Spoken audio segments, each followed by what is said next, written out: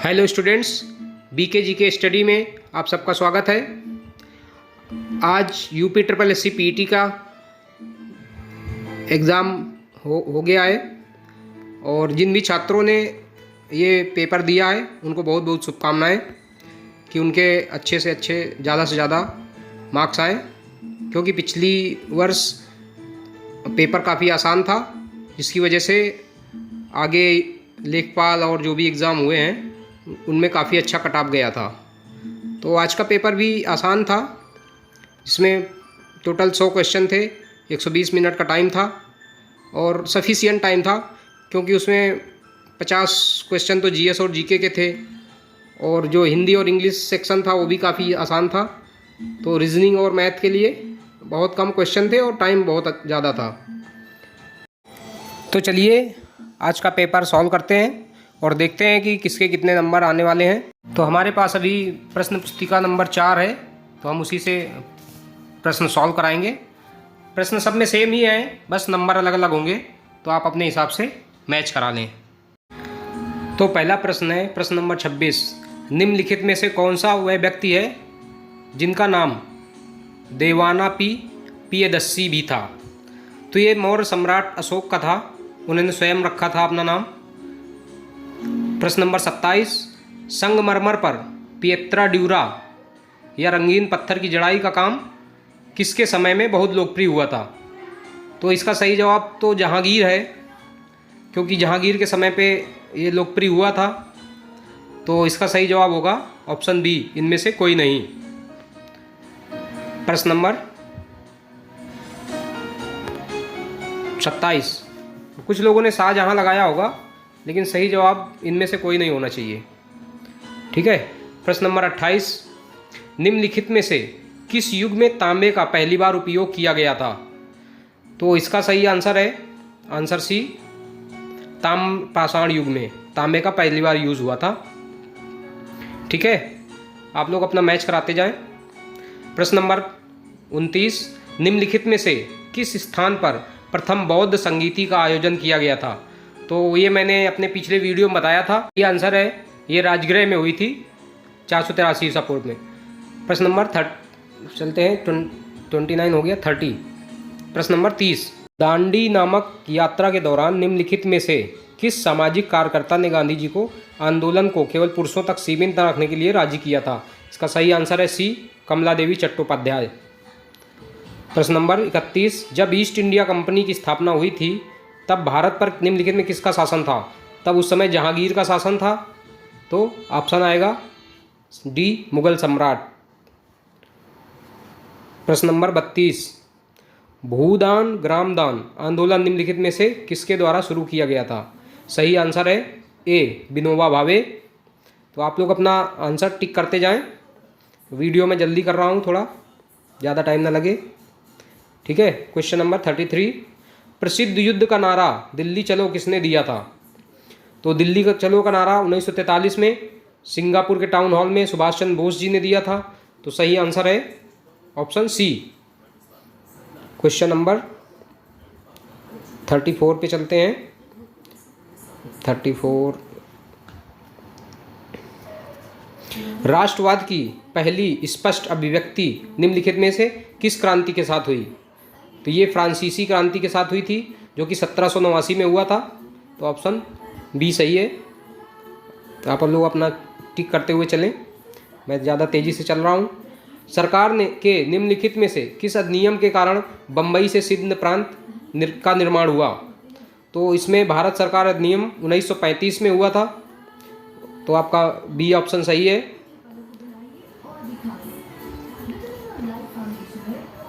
35 हो गया।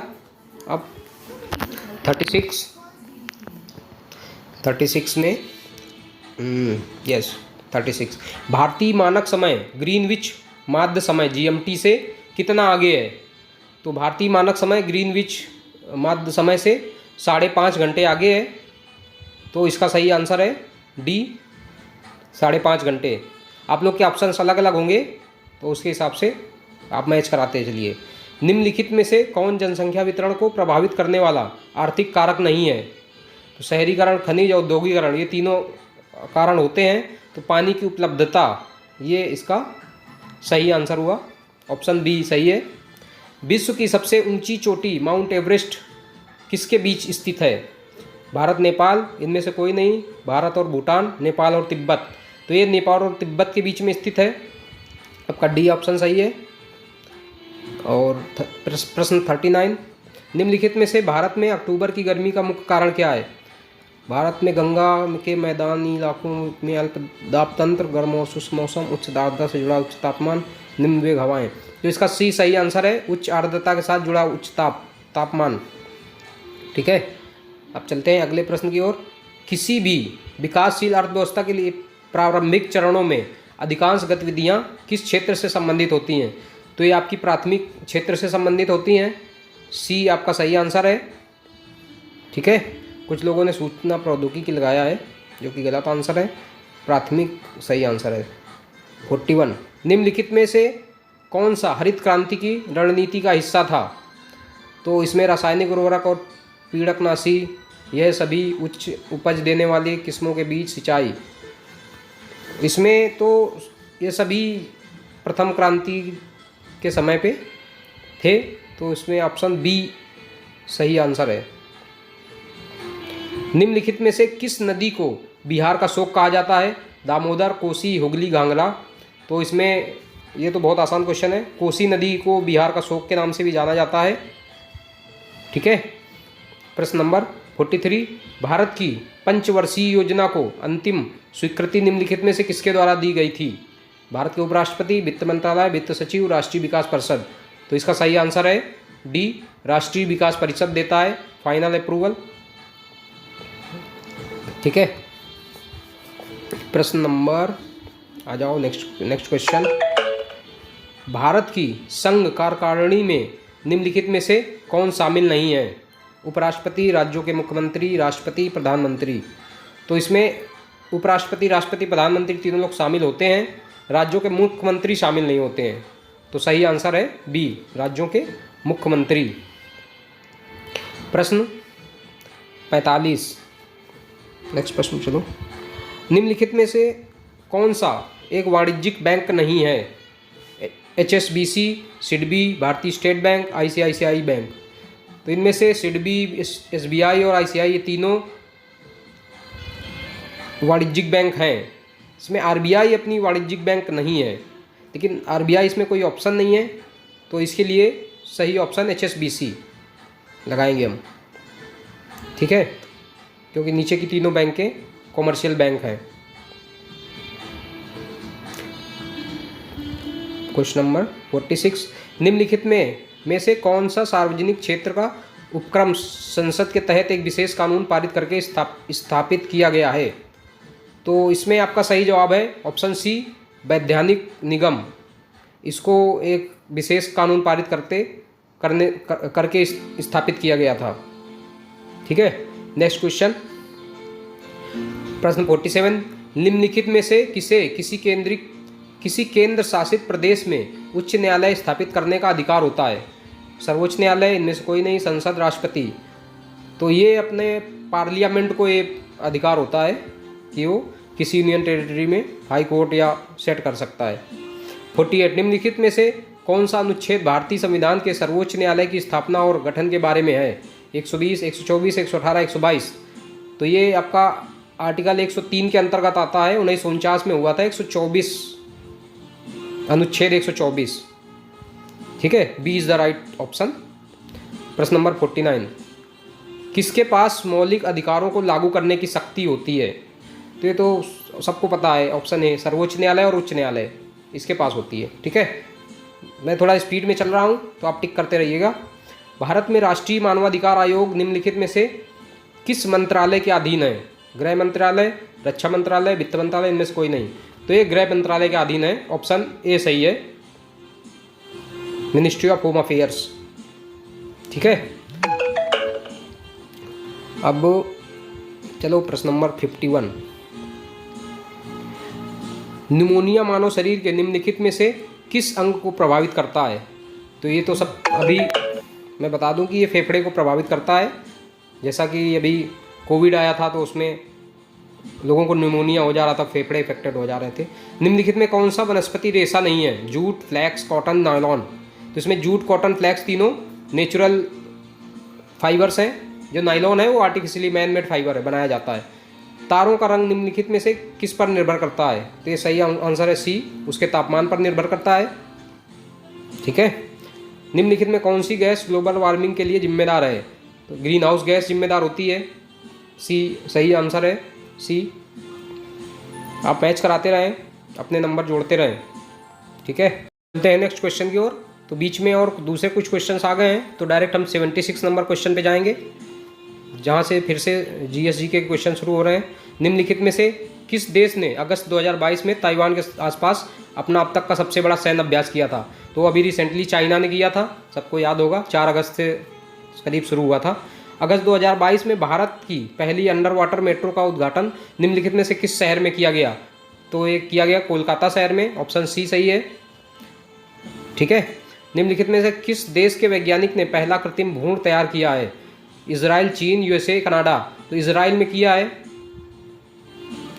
ये इजराइल में किया गया है, कृत्रिम भ्रूण तैयार किया गया है, ये सही आंसर है। ठीक है। और उसके बाद 79, प्रधानमंत्री नरेंद्र मोदी ने निम्नलिखित में से किस राज्य में IIBX लॉन्च किया है? तो इन्होंने IIBX लॉन्च किया है गुजरात में। ये करंट अफेयर से रिलेटेड क्वेश्चन है। महाराष्ट्र, उत्तर प्रदेश, गोवा, गुजरात। तो गुजरात सही आंसर है। ठीक है, ऑप्शन डी। उसके बाद प्रश्न नंबर 80, आज़ादी के अमृत महोत्सव के तहत बढ़े चलो अभियान निम्नलिखित में से किस केंद्रीय मंत्रालय द्वारा शुरू किया गया? शिक्षा मंत्रालय, विदेश मंत्रालय, संस्कृति मंत्रालय, गृह मंत्रालय। तो इसका सही जवाब है संस्कृति मंत्रालय ने शुरू किया है बढ़े चलो का अभियान कंपेन जो शुरू किया था। ठीक है, सी सही आंसर है। भारतीय सेना ने जुलाई 2022 में किस एक अखिल भारतीय उपग्रह संचार अभ्यास का आयोजन किया था? Space light, sky light, moon light. तो इसमें सी सही आंसर है। ठीक है। भारत के किन 2 शहरों के बीच आकाशा एयर की पहली उड़ान का उद्घाटन किया गया? तो ये अभी रिसेंटली मुंबई से अहमदाबाद के बीच में किया गया है, ये शायद याद होगा आप लोगों को। तो डी सही आंसर है। ठीक है, मुंबई से अहमदाबाद। आप वीडियो रोक के अपना आंसर मैच करा लेना, मैं थोड़ा तेज़ी से चल रहा हूँ ताकि वीडियो ज़्यादा लंबा ना खींचे। निम्नलिखित में से कौन सा राज्य भारत में पहला हर घर जल प्रमाणित राज्य बन गया है? तो अभी गोवा बना है रिसेंटली, जो राज्य है वो गोवा बना है। केंद्र शासित प्रदेशों में दादरा नगर हवेली और दमन दीव आता है, वो भी हर घर जल से प्रमाणित हो चुका है। ठीक है। निम्नलिखित में कौन सा भारत का पड़ोसी देश नहीं है? म्यांमार, चीन, मालदीव, यूएई। तो देखा जाए तो इसमें म्यांमार और चीन की सीमा जो भारत से जुड़ी हुई है, लेकिन मालदीव और यूएई 2 ऐसे देश हैं जहाँ की सीमा भारत से जुड़ी नहीं है, लेकिन फिर भी मालदीव और भारत के बीच में समुद्र आता है सिर्फ, तो मालदीव और ऑप्शन कोई ऐसा दिया नहीं है, तो यूएई है जो भारत से बिल्कुल जुड़ा नहीं है किसी भी तरह से। तो सही आंसर डी होगा, यूएई। ठीक है, क्वेश्चन नंबर 84 था ये। अब क्वेश्चन नंबर 85, निम्नलिखित में से किस आईआईटी ने भारतीय भाषा प्रौद्योगिकी को आगे बढ़ाने के लिए AL4 भारत में नीलेकणी केंद्र की शुरुआत की है? सही आंसर है बी, IIT मद्रास ने शुरू की है। ये सारे करंट अफेयर्स से जुड़े हुए क्वेश्चन हैं। ठीक है, आप लोगों ने पढ़ा होगा, तो ऑप्शन बी सही है। किस केंद्रीय मंत्री की अध्यक्षता में चंडीगढ़ में नशीली दवाओं की तस्करी और राष्ट्रीय सुरक्षा पर एक राष्ट्रीय सम्मेलन आयोजित किया गया है? ये काफ़ी इंपॉर्टेंट क्वेश्चन है, ये भी करंट अफेयर्स का क्वेश्चन है। ये अमित शाह जी की union home minister Amit Shah ji की अध्यक्षता में हुआ है, ये चंडीगढ़ में हुआ था। ठीक है। और उसके बाद क्वेश्चन नंबर 87, लोकसभा में पद धारण करने की न्यूनतम आयु क्या होती है? तो न्यूनतम आयु 25 वर्ष होती है। जिसने भी अभी रिसेंटली जमतारा मूवी देखी है तो उसमें दिखाया गया है उसका दूसरे भाग में कि 25 आयु वर्ष चाहिए लोकसभा में अप्लाई करने के लिए या उसका सदस्य बनने के लिए। ठीक है। प्रश्न 88, अंतर्राष्ट्रीय जैव विविधता दिवस किस तारीख को मनाया जाता है? तो ये 22 मई को मनाया जाता है, ऑप्शन सी सही है। ठीक है। प्रश्न नंबर 89, निम्नलिखित में से कौन सा विश्व का सबसे बड़ा नदी द्वीप है? मानपुरा द्वीप, माजुली द्वीप, श्रीरंगम द्वीप, लुल्लू द्वीप। तो इसमें सही आंसर है बी, माजुली द्वीप है। ये अपना आसाम में आता है, ये सबसे बड़ा द्वीप है। निम्नलिखित में से हंगरी की राष्ट्रीय मुद्रा क्या है? Hungarian forint, Hungarian naira, Hungarian pound. Option A सही है, हंगेरियन फोरिंट है वहाँ की मुद्रा, जो भारत के 1 रुपये में 0.91 की वैल्यू आती है उसकी। ठीक है। स्वतंत्रता के बाद भाषा के आधार पर बने भारत के पहले राज्य का नाम बताइए। वो पहला राज्य आंध्र प्रदेश है, जो भाषा के आधार पर बनाया गया था 1953 में। ठीक है।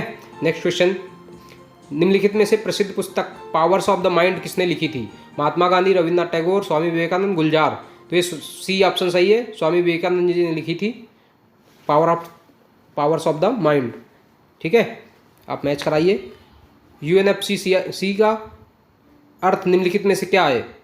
तो इसका United Nations framework convention on climate change इसका फुल फॉर्म है, तो सी सही आंसर है। ठीक है। और उसके बाद नौटंकी निम्नलिखित में से किस राज्य का लोक नृत्य है?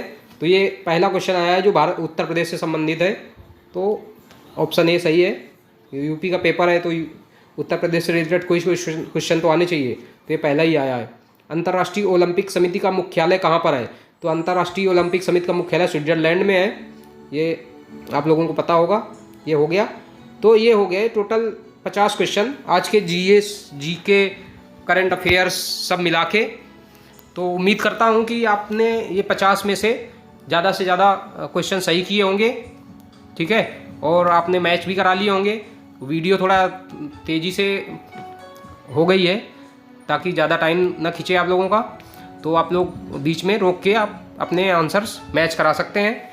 और ऑप्शन ज़रूर चेक कर लेना, क्योंकि बुकलेट नंबर के हिसाब से ऑप्शंस अलग अलग होंगे आपके और मेरे बुकलेट में। ठीक है। और आप लोगों से गुजारिश है कि आप हमारे चैनल को सब्सक्राइब कर लें और कोशिश करें कि अन्य छात्रों को भी ये शेयर करें, ताकि वो लोग भी सब्सक्राइब करके, ताकि उन लोग का भी फ़ायदा हो सके। ठीक है। तो चलिए ख़त्म करते हैं आज का ये वीडियो। आप लोगों का बहुत बहुत धन्यवाद वीडियो में अंत तक बने रहने के लिए। Thank you.